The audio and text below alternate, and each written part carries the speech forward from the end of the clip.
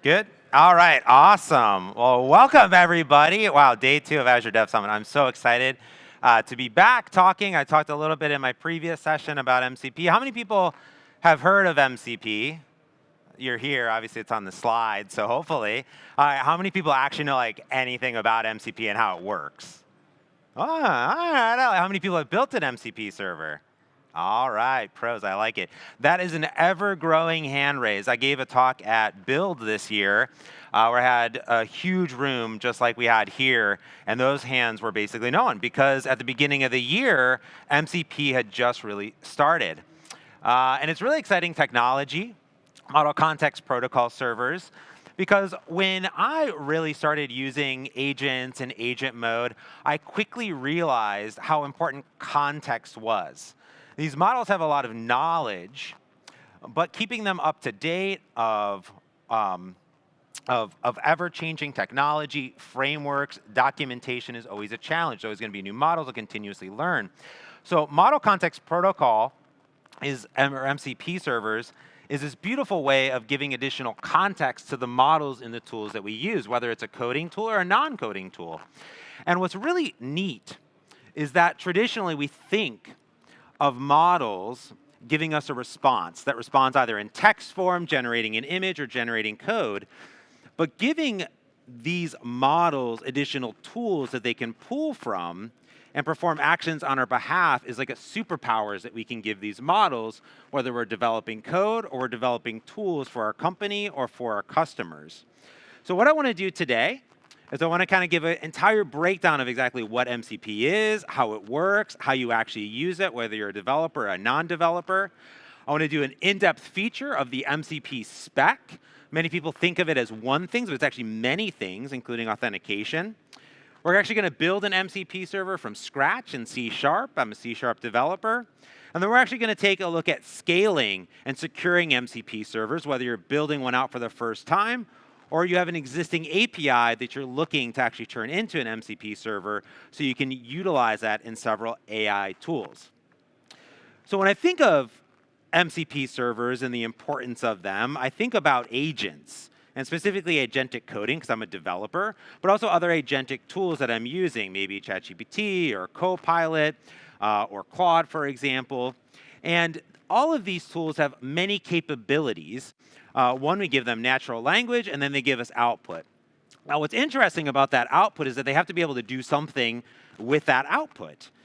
And with that output, the LLMs inherently have a list of tools that they have access to calling. Functions, they're big functions, they're delegates, they're things that get called back from the model with a bunch of data. You put data in, you get data out. And that data out could be in a form of text, it could be editing a file, it could be running a command in the terminal, it could be generating an image, or in some cases, to extend these models, we can give them more tools. So they can do things like create GitHub issues, look at our GitHub issues. They could query Perplexity. They could query the Microsoft Learn documentation.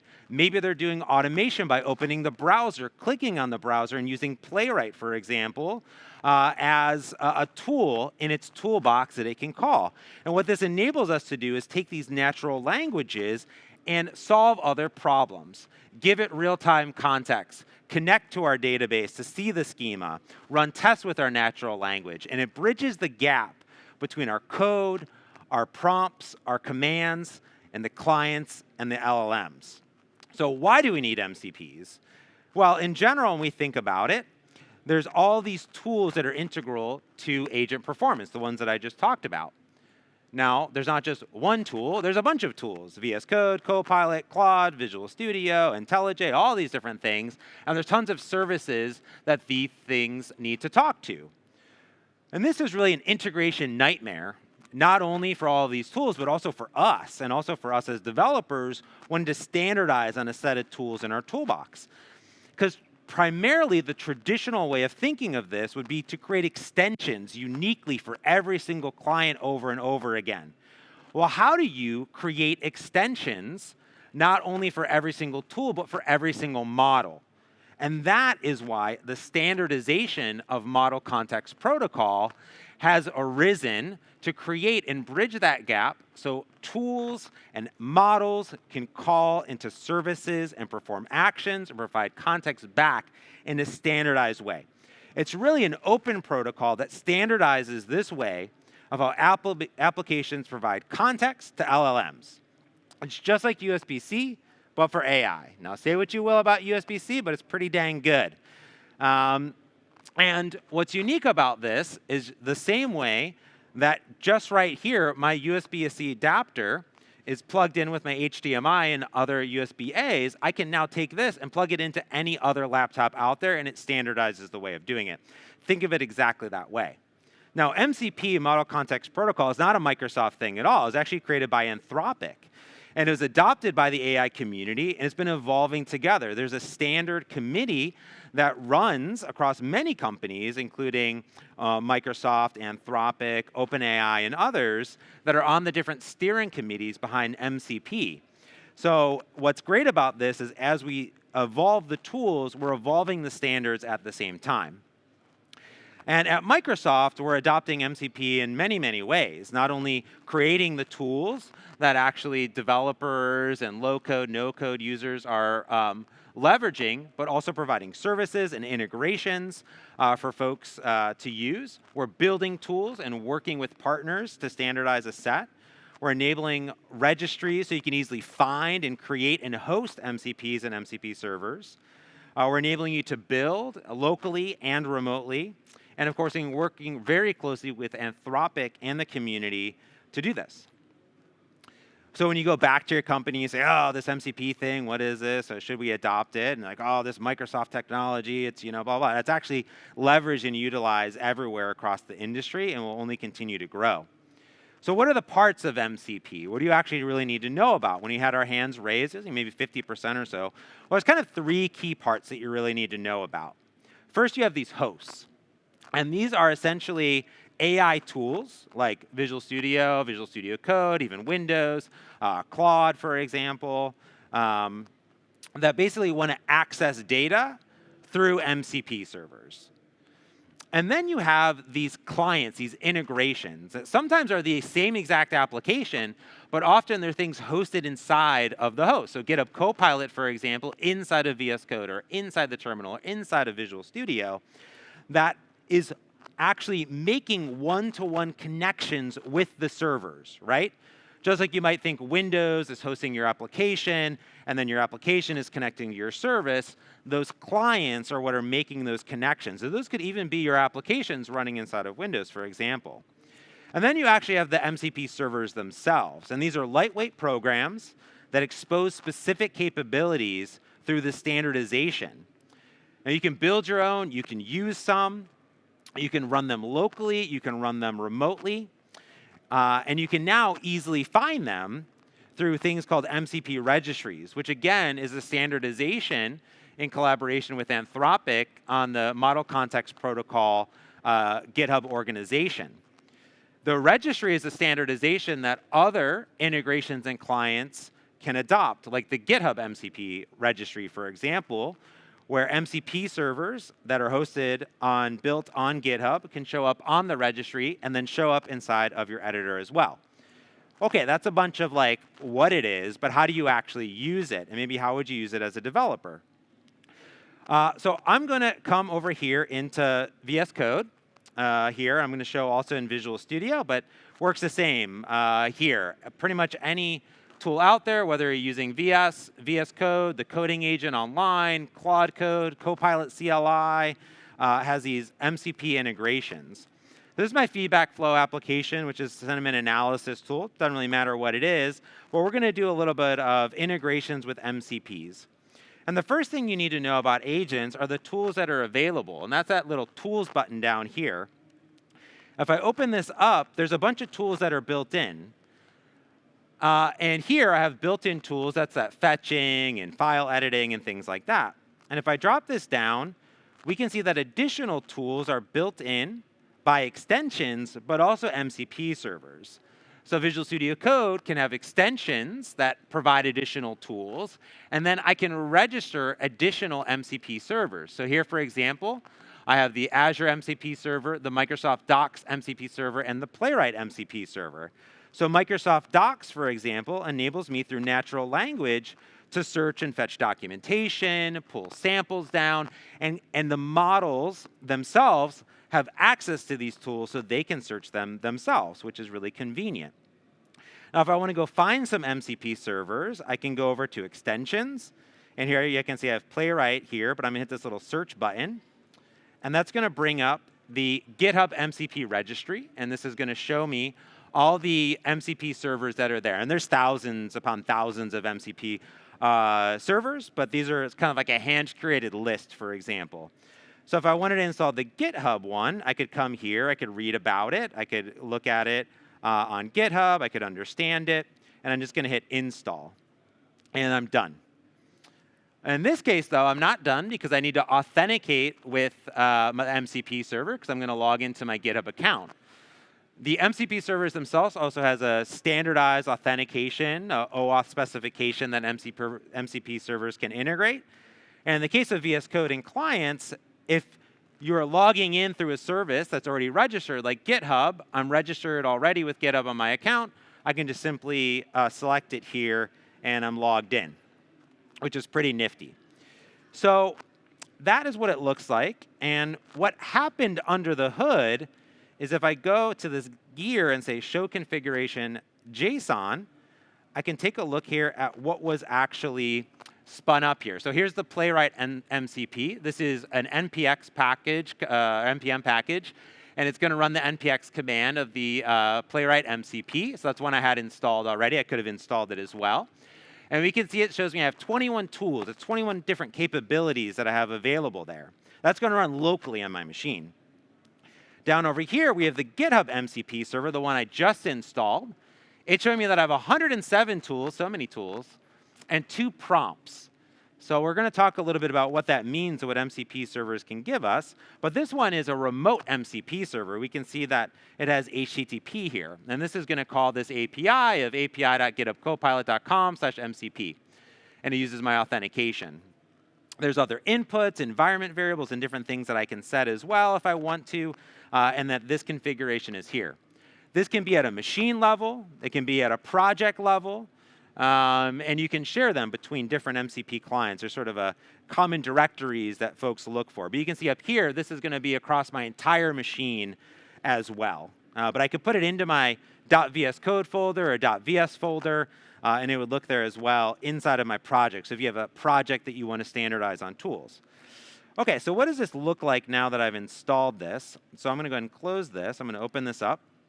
And if I tap on tools, we're going to see that now I have this GitHub MCP with a bunch of tools here. So all these tools to add project items, assign project items, get a gist or gist, get pull requests, create pull requests, do a bunch of stuff for me. So, well, I'm going to go ahead and I can just query and prompt it. Now, one thing that we'll see, though, is that it says I have 168 tools enabled. That's a lot of tools. And the experience may be degraded if it's above 128. And that's because ideally what we're giving is a bunch more context of what the models can potentially call. And the model then needs to decipher, is there anything that I can do right now, any MCP tools that I could call potentially that I may want to? So 128 just seems to be an arbitrary number, but that seems to be some level that some very smart engineers came up with that over that level degrades or not. Now, built into Visual Studio Code is a virtual tool optimization. So if I just run this, it'll first optimize my tools and figure out how to group things together. But I like to do these things called modes for my agents. So here I have a chat mode, and I have one called GitHub Minimal in general here. And if I configure tools here, I can basically decide that I want to use the Microsoft Docs, and I want to use only a few tools here to create issues, assign issues, and things like that. And that makes it a lot easier here. And I also give it a little prompt here, which is like, hey, this is what you do. Just like you can do things on GitHub, and you can look at, learn, for example. So I'm going to go over here, and I'm going to swap over here to my GitHub Minimal. And I'm just going to go say, hey, let's look at, and I'm going to give it some context at the feedback Flow web app. I have a Blazor server app here. I'm going to say, let me know how I can optimize the assets here. Look at the documentation for Blazor server and write up just here what I could optimize. Okay, I'm going to send it off. So now the model is deciding, well, what is it going to do? I don't know what it's going to do. It's going to be different every time. But the first time it's going to call here, it's going to call into Microsoft Docs, and it's going to do a search. And it's going to look, and it says, hey, I have a Blazor server, performance optimizations for assets bundling, minification. It's going to get a bunch of outputs, and then it's going to call another tool in that MCP server. And it's going to now search the documentation, get a bunch of information. And now what it's doing is it's looking at my code base. This is kind of powerful, right? Previously, I would analyze my code base.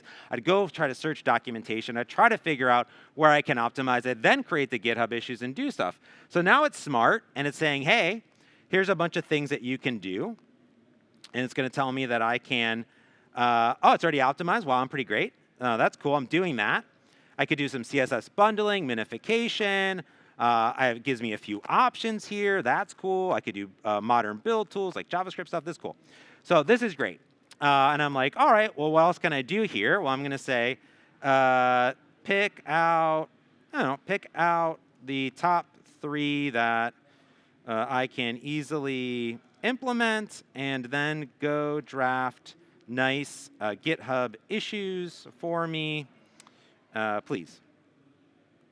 I'm not going to say draft. I'm going to go say open nice issues for me. And I'm just going to leave the typo in there because it's smart. It'll figure it out.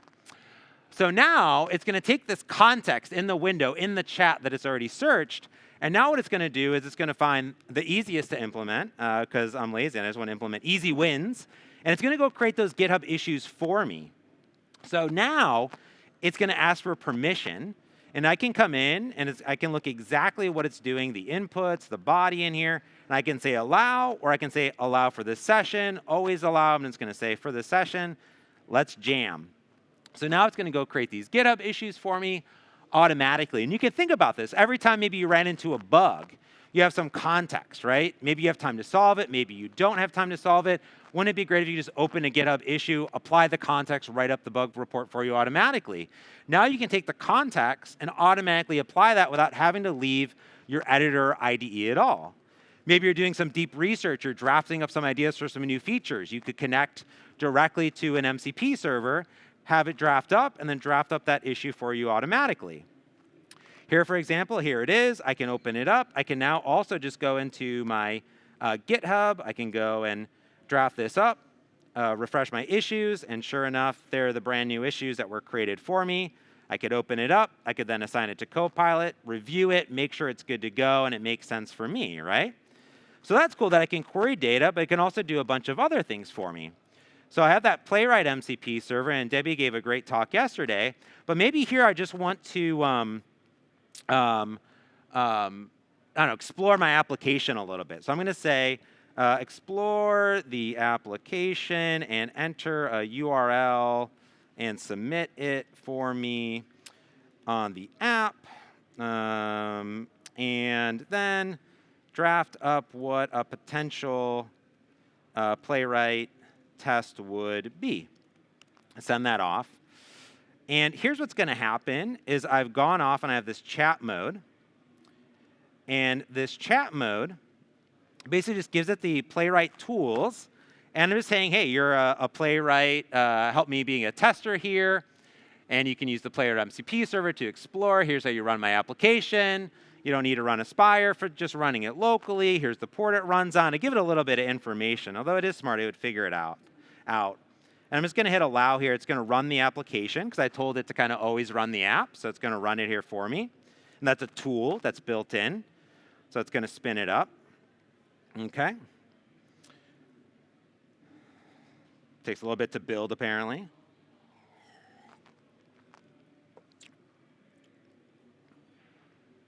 And then what it's going to do is follow this prompts, right? So it's going to continue to wait. We've built it. It's going to wait a moment. It's going to check the terminal output. Amazing. It's now going to navigate to the URL, and this is using the Playwright MCP, so I'm going to say allow.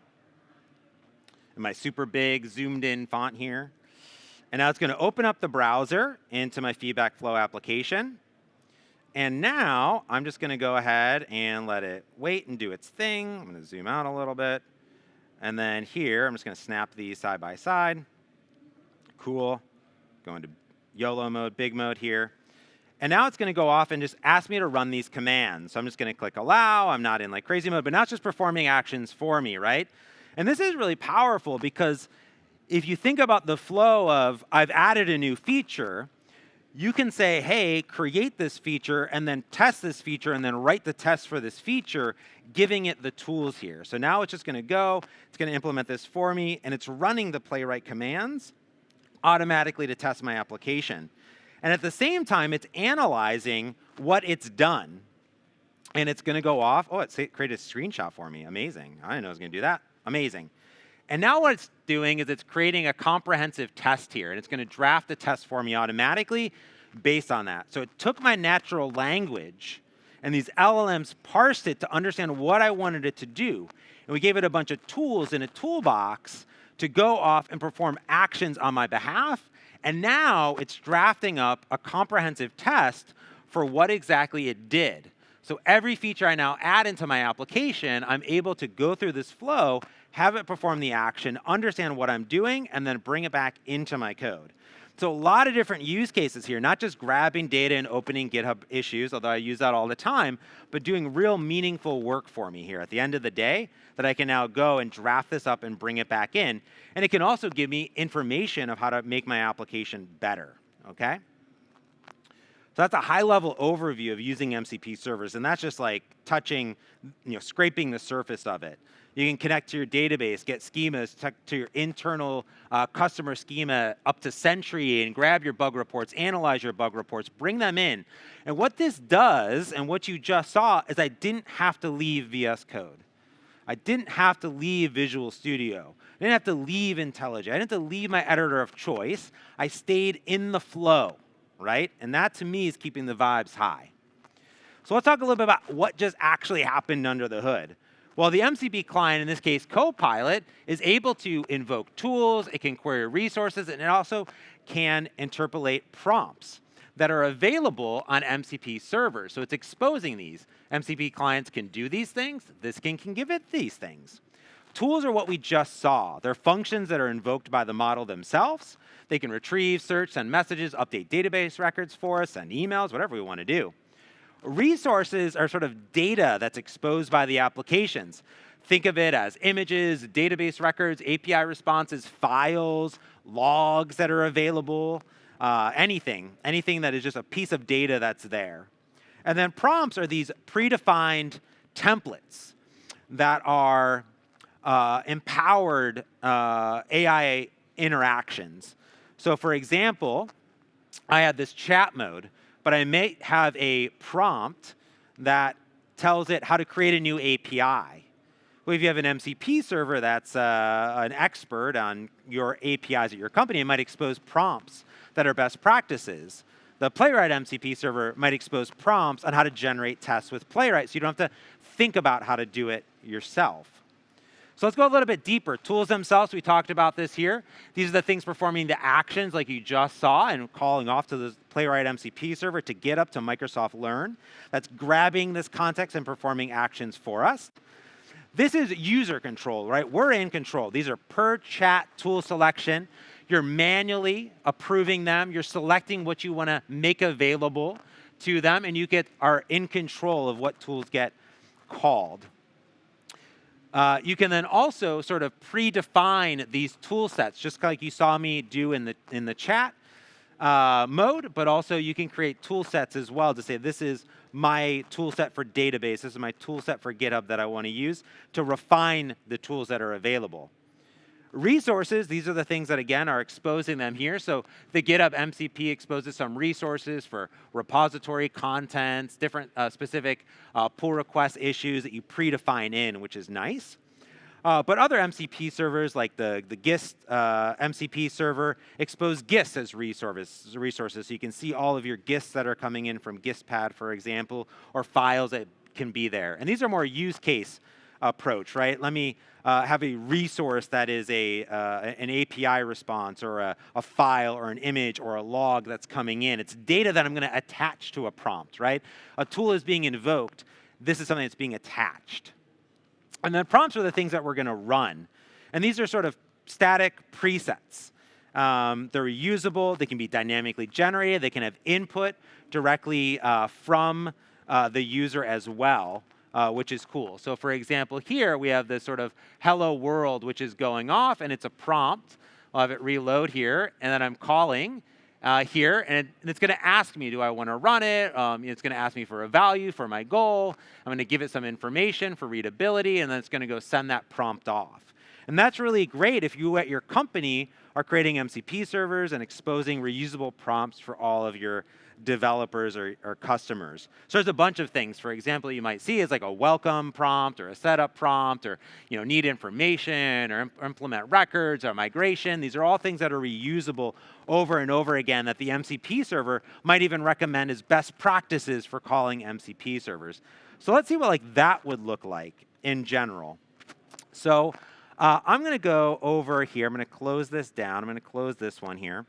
And I have a MCP server here that I created. I think it's the world's best MCP server. It's called the Monkey MCP server. And I think it's amazing because its entire goal is sort of a fictitious goal of delivering monkeys on demand in any place that you need monkeys all the time. And I think about it in this way. It's not just an API, but what if you were a data scientist researcher and you needed to track orangutans, and you had GPS located on them and information about them. This information is coming in real time. It has their GPS location, has information about them. It has health statistics from veterinarians that's being updated, and it's calling a bunch of different places, right?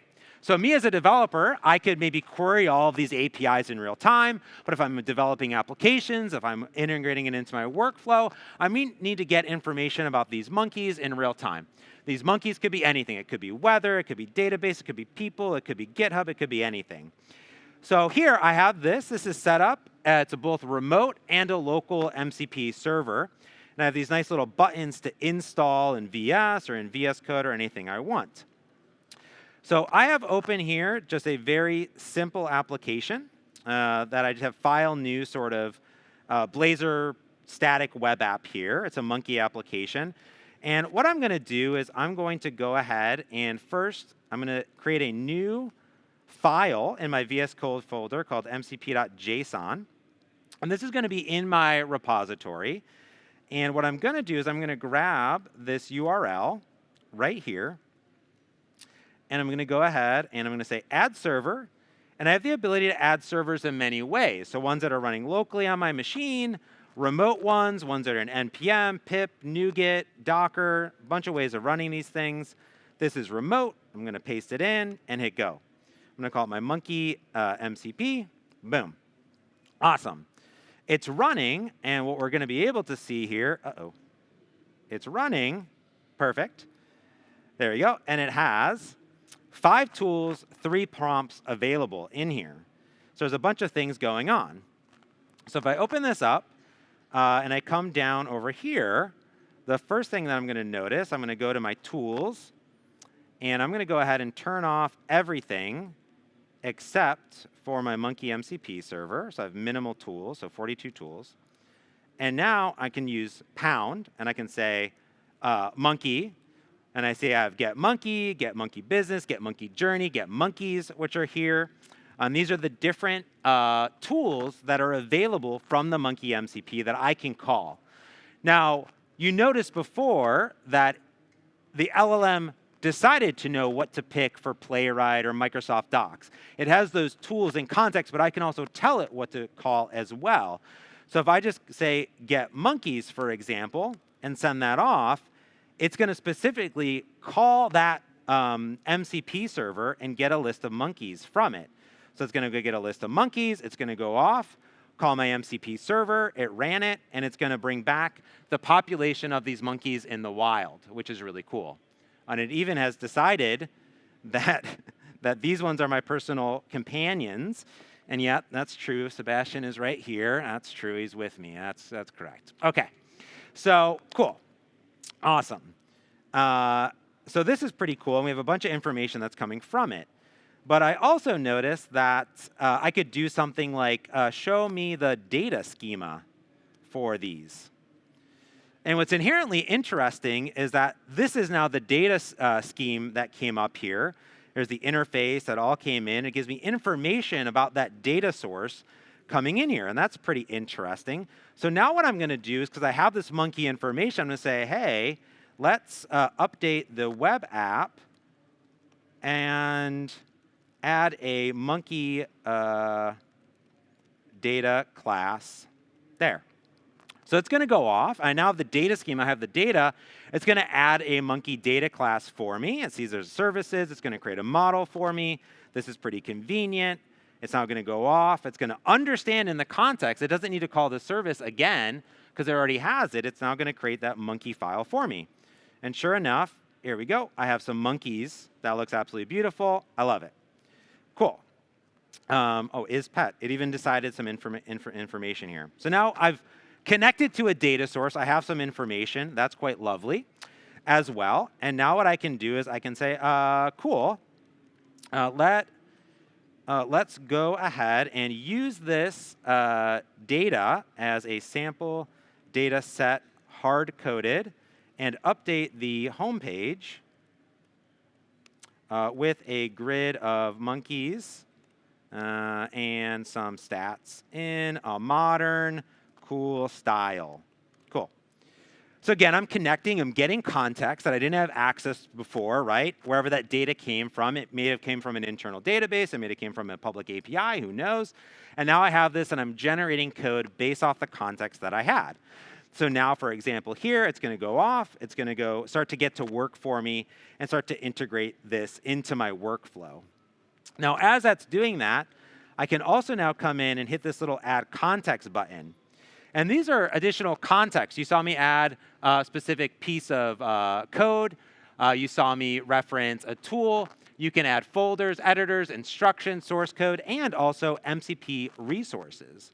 So MCP resources are available from different MCP servers. So here's GitHub, for example. And then here also are ones that I've created that will return some data in real time based on different pieces of detail. So if I wanted to, for example, just get the baboon information, I've now attached this baboon context. That could be an image, that could be a JSON blob to it, it could be anything that's going on here. So that's kind of a resource that's coming in. I finished it. Let's see what it looks like. I don't know. Let's give it a go here. Generate some files for me. This looks cool. So at this point, I'm using some tools. I could like tap on this baboon and see information about it that's coming in. So I've just attached it. It didn't make an API call. It didn't do anything. The MCP server is just returning that for me automatically, which is great. So we could hook this up. Imagine, again, if you're connecting to Sentry or Raygun or other things, you can now attach bug reports, schematics, things directly into your application. OK, let's see what's happening here. It's already running. Let's run it. All right, cool.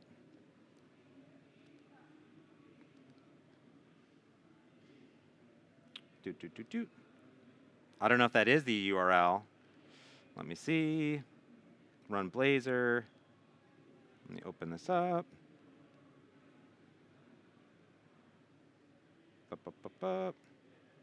My code is very big. Let me go ahead and just stop this for a second. All right, that sounds good. I'm just going to go ahead and run it from here. Where's my code? That's the question I ask myself every day. Where is my code? OK. OK.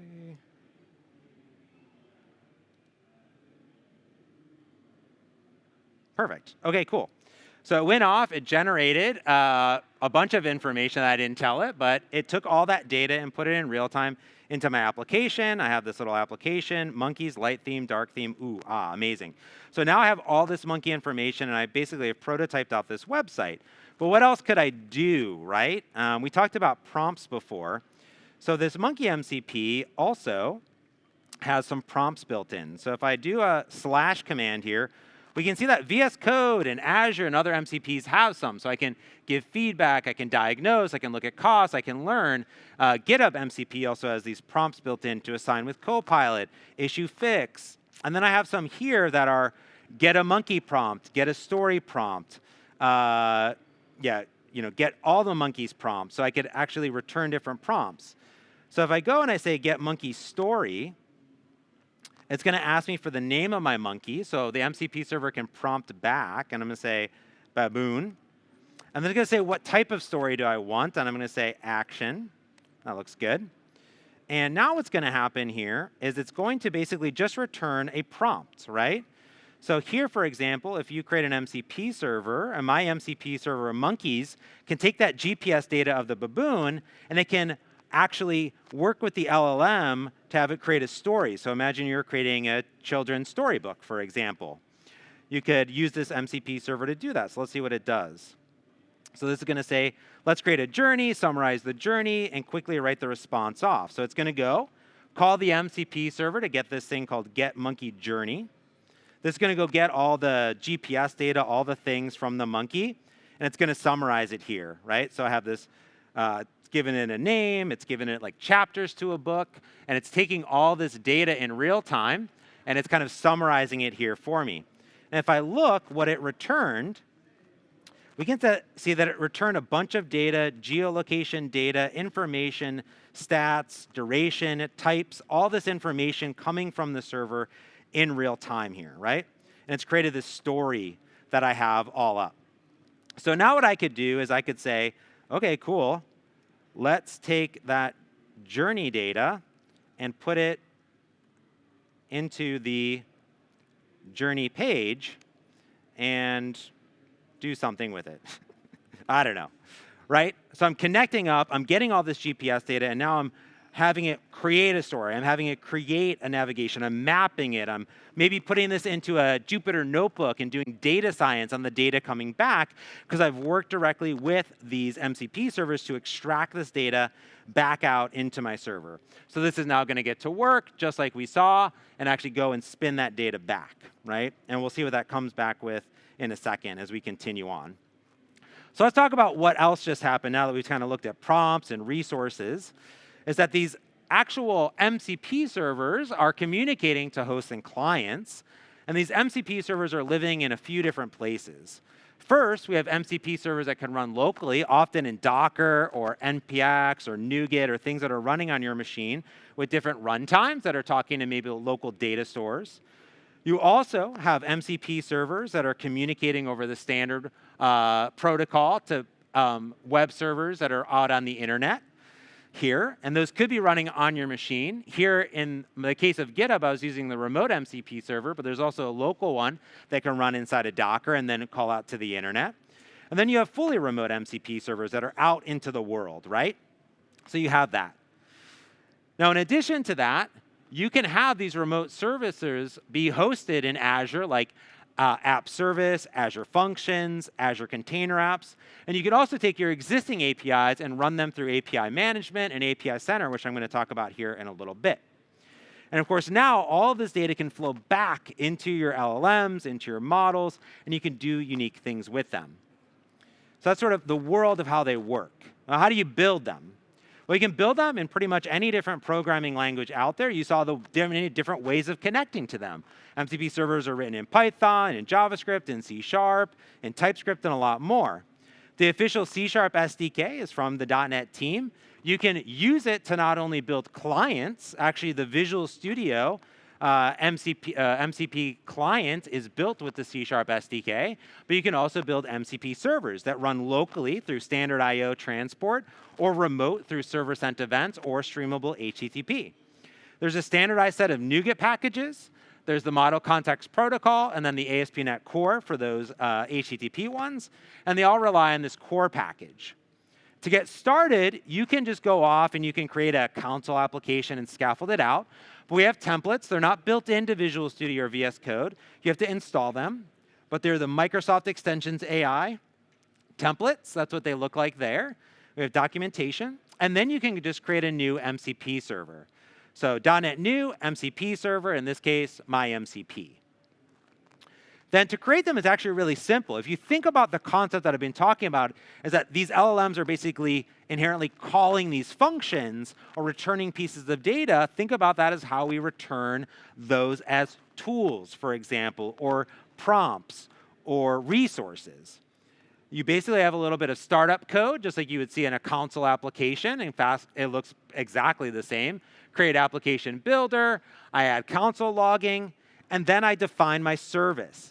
In this case, I'm going to go ahead and here I'm going to call a standard I/O service that's going to be running on my machine, and I'm going to have a tool or a tool set, for instance, of this random number tool. And I just start it up. It just runs. It's just an application that's running somewhere on the cloud or remotely. Now, these random number tools are going to define the tools that are exposed to the MCP server itself. And this is what one looks like. It's just a function. It's called get number, but it has some additional attributes to expose it in that startup. So first we have the MCP server tool, and it's going to be automatically get random number. That's going to be the name of it. It'll actually be get underscore random score underscore number. It'll automatically do that. And then we give it descriptions. What does this do? What are the inputs, for example? And these descriptions are important because it is what the LLM models are going to look at to decide should it call this tool. So if I ask it for random numbers, it's going to say, oh, I have a tool that can generate random numbers. Seems silly, but like that's what it's doing at a very core level. So let's build one really quick. So the first thing I want to show here is I have, oh, it did stuff, cool, is I have over here a very simple console application that is a client. So imagine you're building an application today, and you want to connect to MCP servers, smaller use case. But here, what I'm doing, and I'm going to bump this up here to 150, is I've installed the MCP service, and I'm just in Visual Studio here. And I'm creating an HTTP client transport. You can create a standard I/O one. And I'm saying, hey, this MCP server exists here, and it's a streamable HTTP. I'm going to give it a name. And then I'm going to say MCP client.create. And I'm basically connecting to that MCP server that might be remote, it might be local, it could be NPM, it could be whatever. It doesn't matter, right? It could be something. I'm going to ask it for tools. And then here, I'm going to go find the get monkey journey tool, and then I'm going to call it. It's very similar to REST in this way, but it's basically this could be REST, it could be a tool, it could be a playwright tool, it could be anything.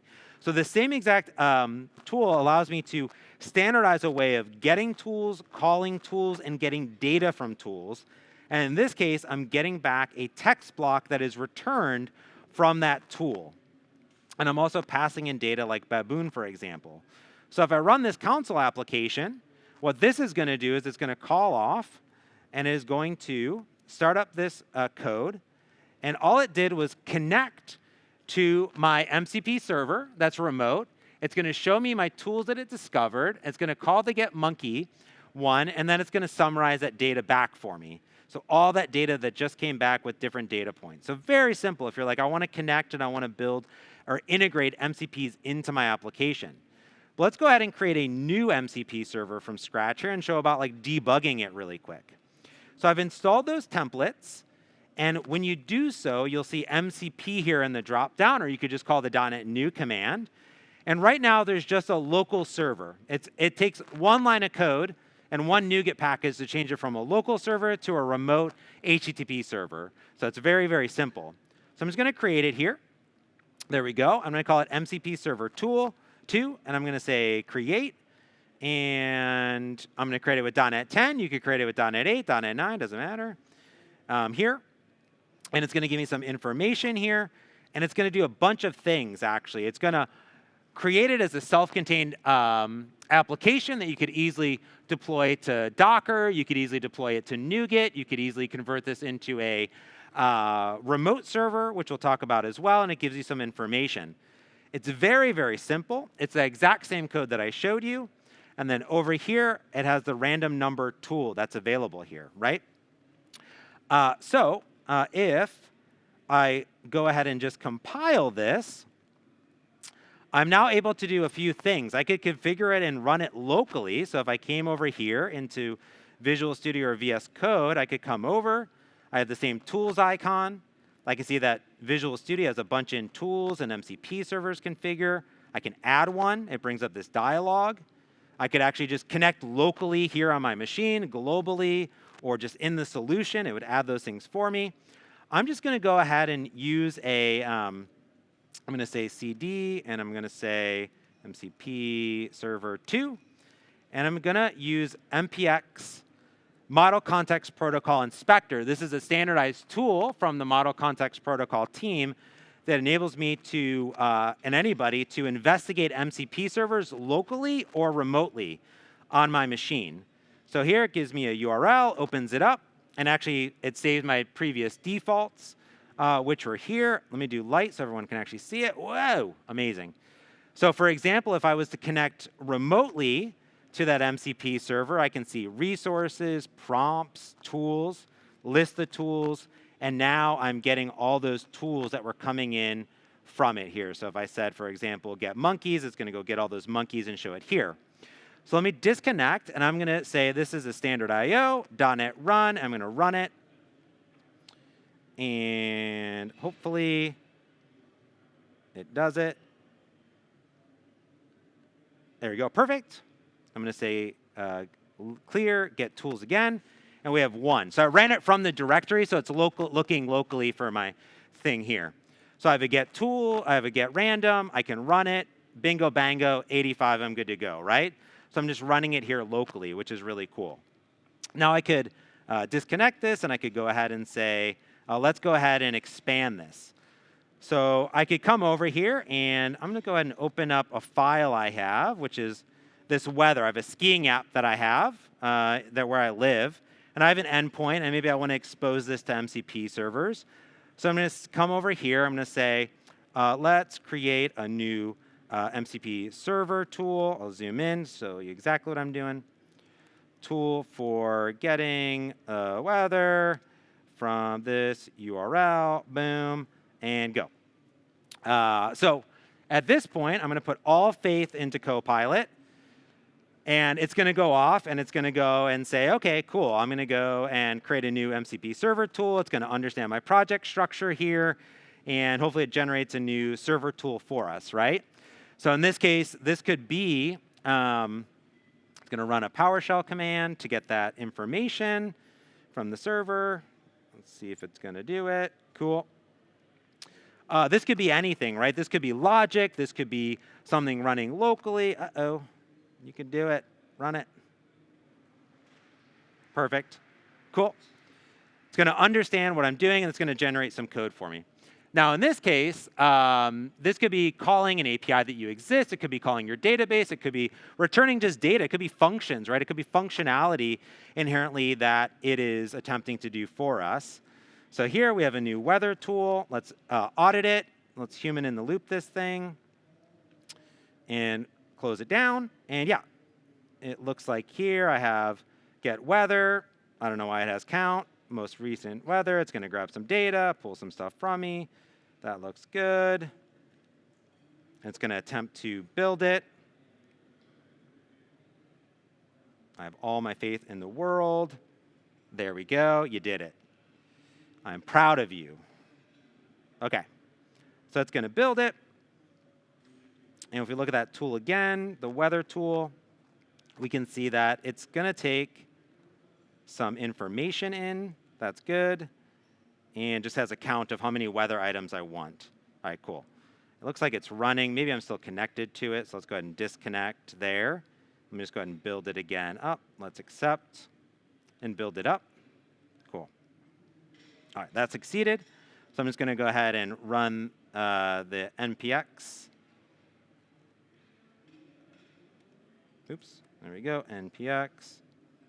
Again, so I can just debug it locally. I could obviously pull it into VS Code as well. But it's a nice way of inspecting locally on my machine. safely. There we go. And let me connect. Fingers crossed. Okay, list tools. And now we have get Meisner weather. I'm going to ask for 1. It's now going to go off, and now it returns the weather for me, right? It's very easy to create these tools, expose data into it, back and forth. So really easy to create these and return these resources. If you actually take a look at my Monkey MCP server, what we'll see here is that I have inside of here a bunch of prompts and resources and tools. So if we take a look at these really quick, we can see that the tools, for all intents and purposes, are going off, getting monkeys from my service, from my database, from my web requests. I have some fun ones, just returning emojis, and ones that are getting a bunch of data for this journey and exposing them all as MCP tools with different descriptions. I then also have prompts, very similar. I have an MCP server prompt that's returning stuff. I also have inputs that I can then templatize and return those prompts back. And then I also have these resources that are returned, and they're resources that are being returned directly out that anyone can now use into my service. And these could be doing many things. MCP servers could be turning on off your light switch, creating and activating your CI/CD server, running Playwright. It could be starting your Spotify music. You could say, hey, every time a successful build, play this sound, do this notification, for example, right? And it's being able to do all of that on our machine locally through these models. So now that we've built them or see like a very simple demo of how to build them out and run them on our machine, how are we actually going to scale and deploy these things and secure them? Well, first is that you can easily deploy these just as is to Azure App Service, to Azure Container Apps, or to Azure Functions, which is my favorite way of doing it, and also use API Management and API Center. Azure Functions is one of my favorite approaches, but if you have this, and just an existing MCP server, you can just right-click, deploy to ACA or to App Service, and then you'll have basically a web service available. Azure Functions are great because it gives you flexibility options. It's free when nothing is being used. It can scale up on demand. There's 2 options with Azure Functions, which I really love for remote MCP servers, which enables you to basically host MCP tools inside of an Azure function. So your clients connect remotely over SSE or HTTP directly to Azure Functions that expose endpoints and tools and bindings directly and call functions. So every Azure function is a tool that is exposed. And what that looks like is similar to what we just saw with the C# SDK, but in an Azure Functions type of way. So here I have an Azure function, and I give it a MCP tool trigger. And I give it an MCP tool property, basically, of going off, and then I register the tools here, which is really great. Now, additionally, if you don't want to rewrite your entire MCP server into an Azure function, you can take your existing MCP server and convert it into an Azure function with a bring your own SDK, which is a new option here inside of Azure Functions. What's really cool about this is that it takes your existing functions and just runs it inside of an MCP server. And in fact, that's what my Monkey MCP server is. I had a Monkey MCP server, I converted it and ran it directly in an Azure function and exposed it. I'm not going to do a demo because I only have 6 minutes left, but I want to talk about sort of the options here as well. And I'll have links to the source code to check it out as well. But the challenges here is that scale part, right? We have all these apps and agents connecting. We have models and tools and servers. And in the middle, what we find is that a lot of AI practitioners are having just problems with AI adoption, with actually tracking AI consumption, and actually organizing at an organization level, deploying these agents. So what we see is that as people are building AI apps and MCP servers, the need for sort of this MCP or AI gateway is really important. And at Microsoft, and we're talking here at Azure Dev Summit about Azure, is this AI gateway is actually fundamentally part of Azure API management. How many people have explored or used API management at all? Quite a few of you, very cool. So API management is really great because there's tons of capabilities built in for taking existing APIs and putting management on top of it. It's in the name, it's API management. So you can add resiliency, scalability, governance, observability, and a lot more. And And what's really great is that there's tons of existing MCP support for your existing APIs. So API, the AI gateway inherently really loves MCPs and gives you a few ways of using it. It can easily take your existing APIs and you can granularly expose them to MCP servers, and then you can enhance them with additional API security levels on top of it. So that means you can take your existing open API today, bring it into Azure API management, expose them, apply policies and tools, and expose them to clients quickly and easily, right? You can then also add other things, like you can add additional safety policies on top of them when you're deploying them, either out to functions or Azure Container Apps. You can add identity on top of it. You can add Azure monitoring onto it as well to have these additional items. And then finally, you can even deploy this at an enterprise level to have private MCP registries inside of your API management with API Center. So if you take your servers, either ones that you build or third parties, you can host them in Azure API Management and then expose specific ones to your company if you don't want to expose every API and MCP in the world to your developers or to your users at your company. So here's what this kind of looks like in practice. Here inside of API Management, I have an API. This is sort of for the SRE agent that allows me to have like on-call, right? So this is showing me people on call. I can deploy people, I can ring people. And in APIM, you'll see MCP servers. I can create a new MCP server, describe the API that I want. In this case, I'm going to add the on-call. It's going to show me the APIs that I want to expose to my MCP server. So this one, for example, I want to return all people on call, the personnel from specific, and then also the ability to retrieve them back. I can then tap on one, and then I can, at any time, configure this. I can manage which APIs are available. I can additionally go in and control the policies that are in place, too. So here, there's some base ones here. Now, inside of Visual Studio Code, I can connect to APIM. I can look at all of my MCP servers, the ones that I've just created there. And then I can do other things, like adjust and see the tools that are available.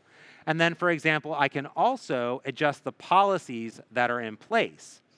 So in this case, when I open the policies, we can see that I just have sort of standard policies of on error, on output, on input that it's coming in here. And there's also additional ways of drafting and explaining API policies through Copilot. So what I'm going to ask it to do is basically put in a policy that only allows 5 calls every 60 seconds. So it's going to draft up these specific policies. So this is really nice if you're deploying your existing ones that are in there. So it's now going to draft this up. It gives me my entire one. I'm just going to go ahead and bring this over into my policy. So this is really cool. So now at this level, I can go and upload those new policies to my APIM Center. I'm going to update it here. So from here, because I've now taken my existing API, I'm going to go ahead and take that exact same MCP inspector and open it up here in my browser. I'm going to grab the server URL in this case, and then open it up, and then get the endpoint that it returned to me. And if I pull up the MCP inspector, I can go ahead and paste that in, just like I did previously to any remote one. I'm going to connect to it and list the tools back, and I can see all of those APIs that are returned immediately.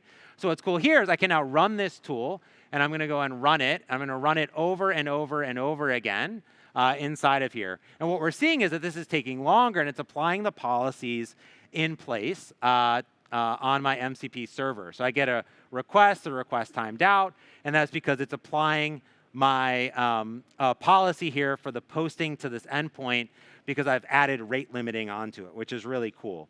So you can easily take any existing API and do that, and then enhance it with additional security features like we talked about, on top of this with Entra ID, as well as taking all of your logs and information and put it in there as well. Okay, so I'm going to go ahead and skip over that really quick. And then finally, you can take a look at the private enterprise registry. You saw the GitHub MCP registry. The Azure API Center also has a sample reference MCP registry at mcp.azure.com, where you can deploy your own using API-M and API-C. What's really interesting about MCP is that not only our adoption into our tools, into our SDKs, but also into our frameworks to build and deploy them, and our collaboration with the open source has really grown. What you've seen really in just 60 minutes is not only what MCP is, how you would use it as a developer, how you would build them, how you can deploy them locally, remotely, and how you can even take existing APIs and easily bring them over into MCPs. And you may be asking yourself in the last 10 seconds, well, James, why don't I just take every single API and turn it into an MCP? Well, it's because MCP servers are flexible. Some of them are calling APIs. Some of them are running computational things on your machine, and some MCP servers are talking to existing LLMs. If you take a look at the tools that we use today, we saw a combination of them. We saw some that were talking locally on our machine, some that were calling Playwright to actually call and invoke and help me as a developer write better tests. We saw me run and search and query Microsoft Learn and then call GitHub APIs. And those can be running locally, remotely, on my machine, or in the cloud as well. All of these tools are additional toolbox into this amazing AI toolbox that we have as developers, but also things that we can develop for our customers and for our folks at our companies to use these tools better. As I said, it's not just tools throughout the Microsoft stack, but across the entire AI ecosystem. There are tons of great resources available. There's full workshops, beginner series, the SDK, our support in VS and VS Code, of course, all of Model Context Protocol, and then all of the information here. I'd implore you just to explore the Monkey MCP. I know it sounds silly, but I've had so many people said, oh, you know what? I have an API. I have some data. I have this thing. I've used it as a template to build and deploy, and look what I've done here in an amazing way. And of course, explore API Center and API Management if you are in that world of looking to take existing or secure MCP servers and APIs at your company. So with that, thank you, and I'll be around if you have any questions, and enjoy lunch. Thanks.